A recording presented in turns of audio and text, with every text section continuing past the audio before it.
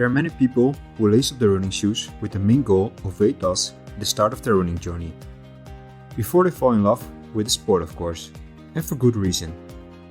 Running is a high-intensity cardio form of exercise that burns a high number of calories in a short amount of time, shorter than many other sports. In this video, I will explain how many calories you burn while running and compare it to other sports as well, like swimming, cycling, or martial arts and soccer. Also, I zoom in on the amount of speed you gain losing weight, for example on a 5k up to the marathon.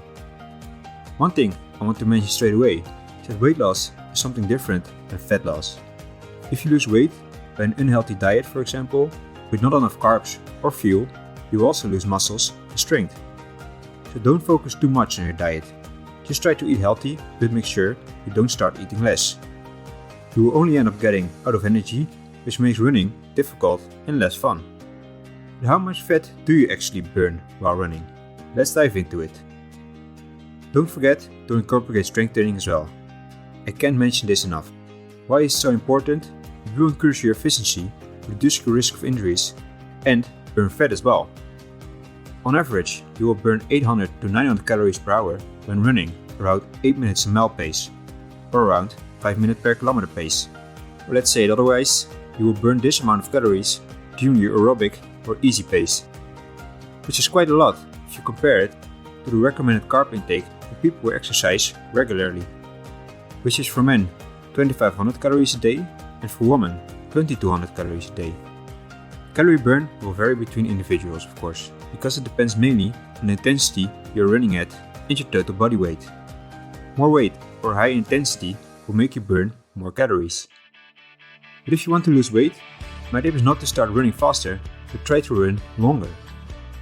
If you start to run faster, you also switch to burning more glycogen or sugars, while you rather want to burn fats.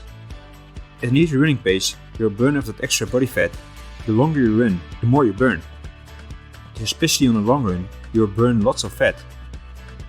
Let's compare running to other sports in terms of calories burned per hour of exercise.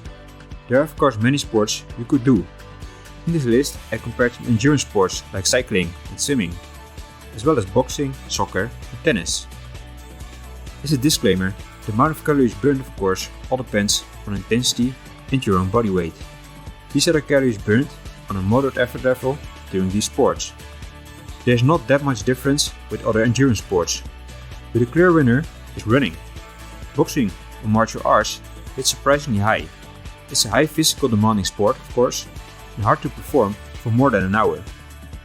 If you also take into account that running takes so much less time to prepare for exercise compared to those other sports, you only need to dress up and get straight out of the door.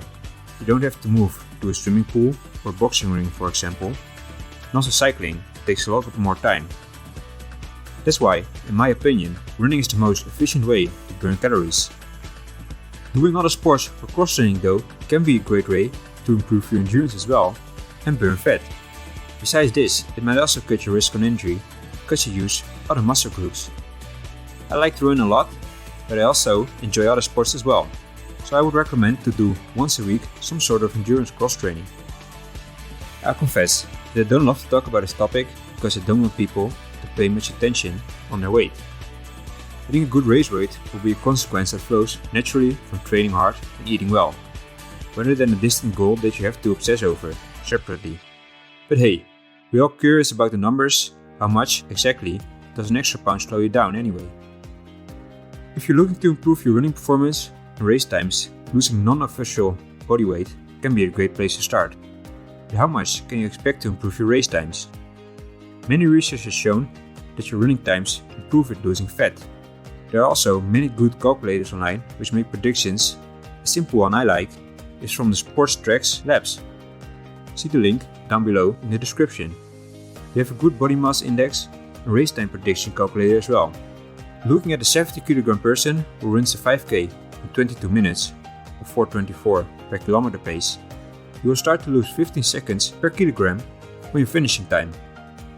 The longer the distance or the higher your total finishing time, losing non-functional body weight or fat will even have more impact.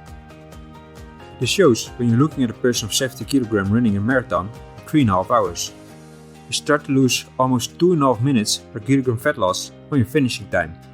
So especially for long endurance runners who are running 10k or longer, losing some body fat can have a serious impact on your finishing time.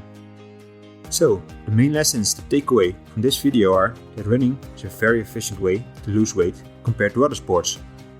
And losing fat will definitely make you run faster, especially over longer distances. But don't start to lose weight by neglecting strength training or reducing your carb intake. So I hope you lose some fat and smash some PBs this year. And as always, still go out there, have fun and get on the run.